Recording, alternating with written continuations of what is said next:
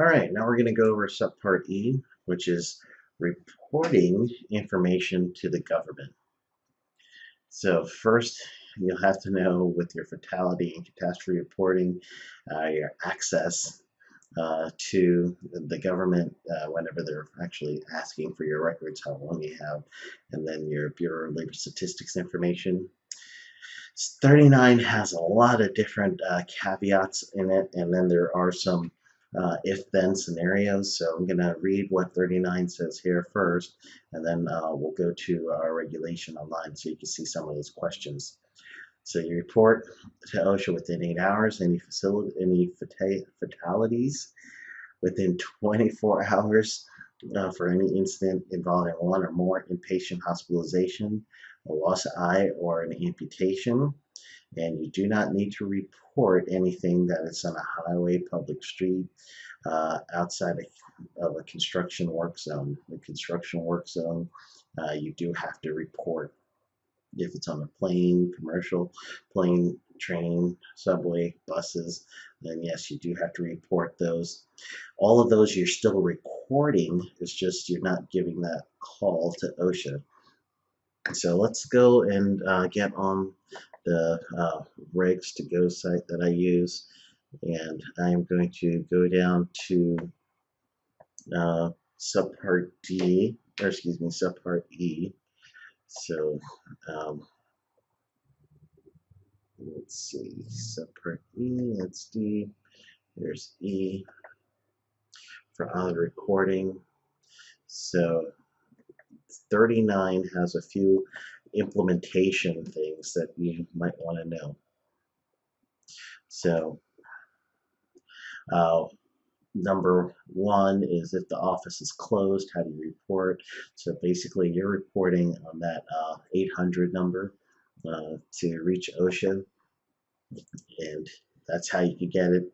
So you can use either the 800 number, or you could go on the OSHA website for reporting a fatality or amputation, any of those things.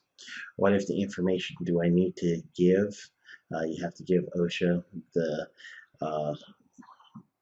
establishment name, location of the work-related incident, the time, basically the same type of information that you're putting in that 301 log. Yeah, contact person, definitely need to have that. So I'm going down to 3. 3 says, do I have to report the fatality, inpatient hospitalization, amputation, loss of eye, if the result from a motor vehicle? And so we already said that outside the construction zone, the answer is no. 4 says, do you have to report a fat cat? We'll just say that to simplify it. If it occurs on commercial public transportation system, again, the answer is no, as we just read that. Number 5, do I have to report a fatality or inpatient hospitalization caused by heart attack? The answer is yes to that one. What if the fatality or fat cat occurs, does not occur during or right after the work-related instance? So it says you must report only report a fatality to OSHA if the fatality occurs within 30 days of the work-related incident. For inpatient hospitalization, amputation, loss of eye, you must only report the event to OSHA if it occurs within 24 hours of a work-related incident. However, the fatality, inpatient, amputation, loss of eye must be recorded on the OSHA injury and illness records if you're required to keep such records. So the question is, let's do the question again. What if the fat cat does not occur during or right after the work-related incident? So meaning the person was injured and it didn't occur to a fatality until later, several days or weeks or whatever. Then they're saying if it took 30 days for that to evolve into a fatality, then you don't have to report it, but you do have to record it. If it's for the inpatient and the catastrophe portion, It says if it occurs within 24 hours of the incident, uh, that's when you report it. However, uh, you must record it.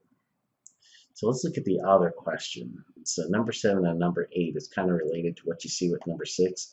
So number 7 says, what if I didn't learn about the reportable fatality, inpatient hospitalization, amputation, or loss of eye right away? So meaning the worker was treated and you find out later that the treatment resulted in the fatality or the catastrophe. Excuse me. I'm in California time. California time is it's throwing me off. I'm used to Eastern time. So uh, right here it's saying that, and I'm reading it here for you. You must make the report of OSHA within the time period after the fatality, inpatient, amputation, or loss of eye is reported to you. So meaning 8 hours fatality, 24 hours of the inpatient loss of eye. So let's take this thought a little further. So what happens if it's 30 days after or more than 30 days after, and you find out that the person has either a fatality or a catastrophe?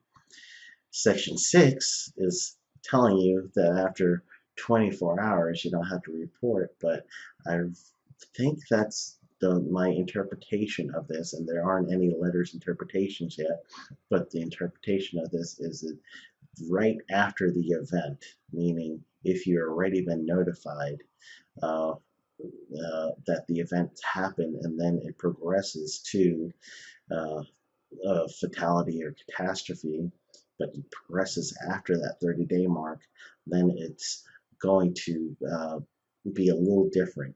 In this situation, you didn't even know that it was there. You were just told after whatever time period that you did have a loss of eye or fatality. Then now, from learning that, you're going to have to call OSHA. Number 8, what if I didn't learn right away that the reportable fatality or catastrophe was a result of a work-related incident? So maybe the person first went in for treatment, thought it was not work-related, thought it was personal, didn't bother you at work about it, but later on the doctor had deemed that it is work-related. Then what you do, it says that you have that reporting time period of 8 hours for fatality, 24 hours for any of the catastrophes. So then you do that reporting criteria.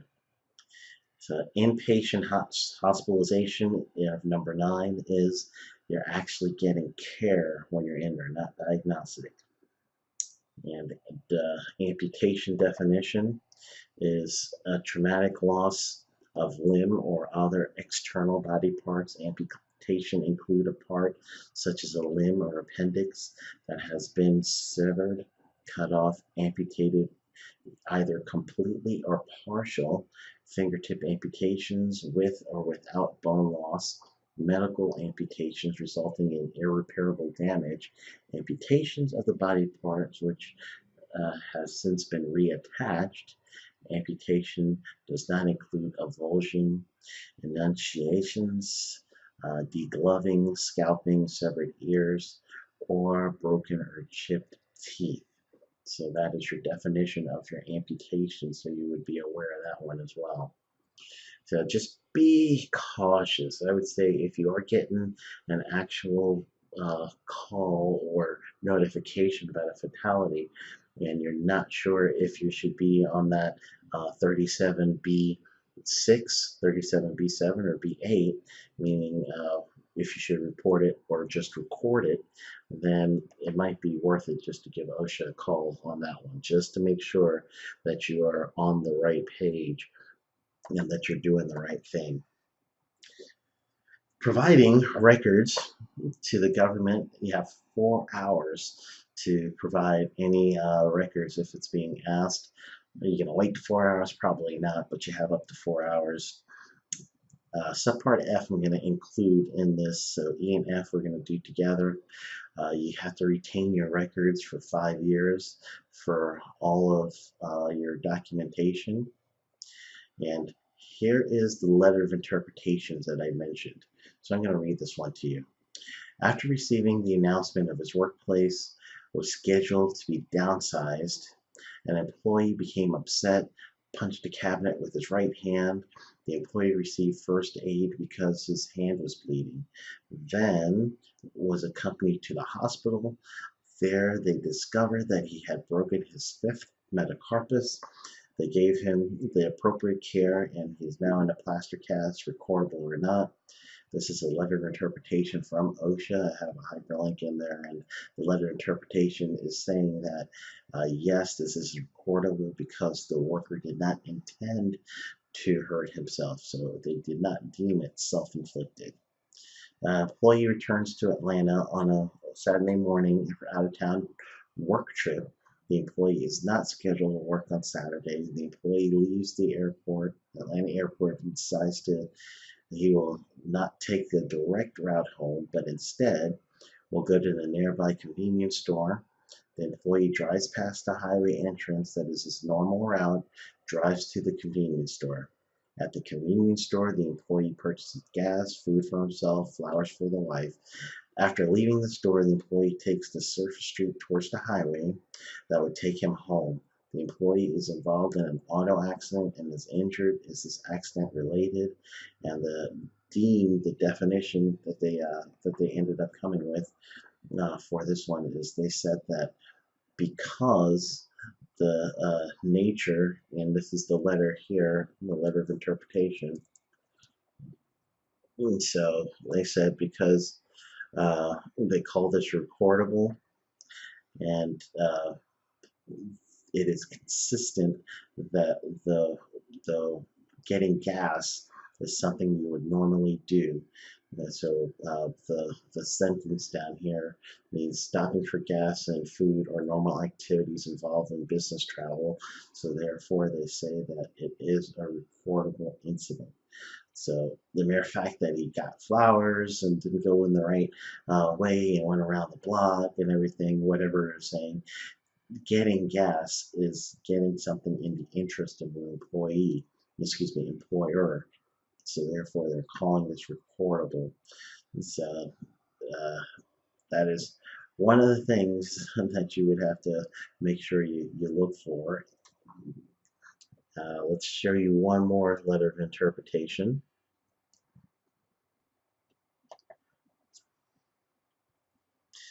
An employee knits a sweater for her daughter during her lunch break.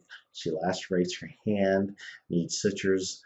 She's engaged in a personal task. Are lunch breaks or other breaks considered assigned working hours? Is this case recordable? And in this, they're saying yes, it is recordable.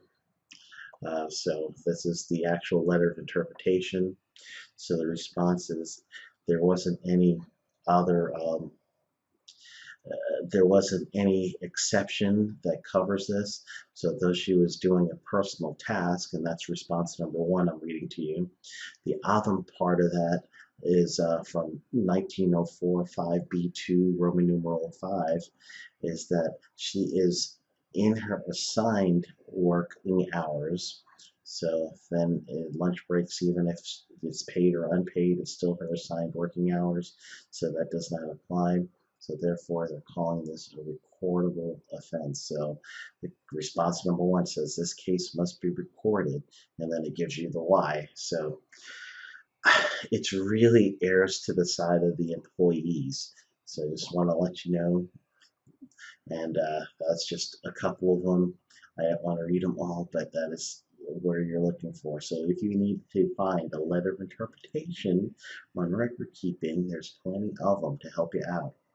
So we learned a lot of things about the OSHA requirements of record keeping, organizational scope, exemptions, the criteria, some privacy issues. We learned how to log the 300s, gave you some examples in the 301, gave you some examples with the letters of interpretation. So thank you so much for joining me in this one, and I look forward to seeing you again with another one of our courses. So, and just look for our OSHA courses to expand with some more topics.